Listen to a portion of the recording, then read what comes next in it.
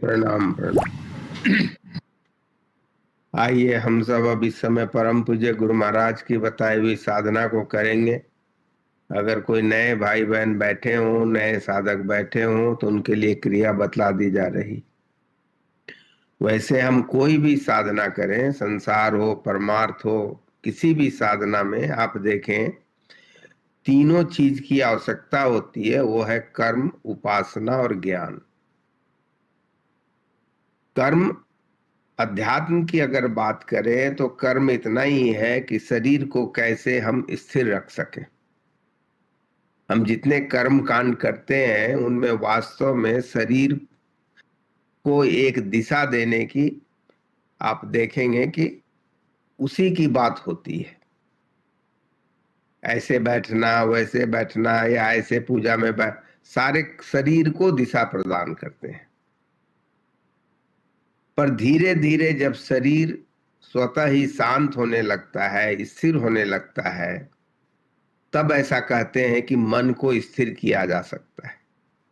पर परम पूज्य गुरु महाराज की साधना क्या करती है? परम पूज्य गुरु महाराज की साधना अगर आप सही ढंग से करते हैं तो आप देखेंगे यहां पर मन की साधना होती है ज्यादा, यानी कि उपासना का। अब अगर थोड़ा सा विचार करें तो आप पाएंगे कि अगर आपका मन शांत है तो शरीर स्वतः ही स्थिर हो जाता है।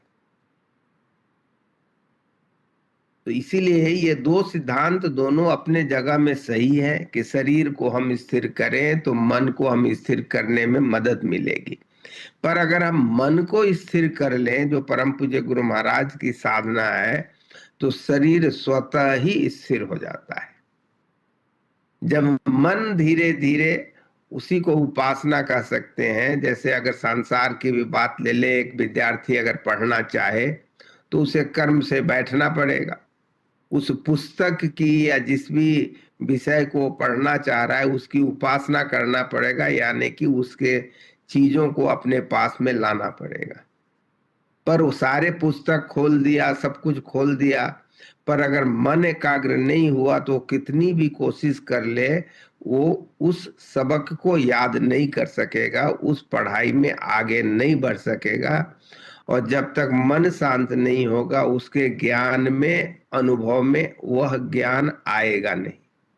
अध्यात्म में भी वैसे ही कि हम सब, चाहे संसार में एक और उदाहरण ले ले, आप किसी के साथ बैठे हैं, शरीर से तो बैठे हैं पर मन से कहीं और है, तो उसे उपासना अध्यात्म में नहीं कहते हैं। अध्यात्म में उपासना कहते हैं जहां पर मन भी वहां पर शांत हो, मन भी उनकी ही उपासना कर रहा हो, मतलब कि मन के साथ हो उनका, मन से हम उनके साथ हों, तात्पर्य यही है।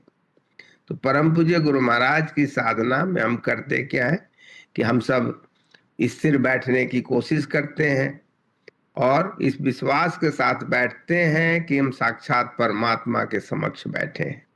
संत मत में समर्थ गुरु को ही साक्षात परमात्मा मानते हैं, और जो लोग सही ढंग से साधना करते हैं निश्चित तौर पर इसका अनुभव प्राप्त कर लेते हैं।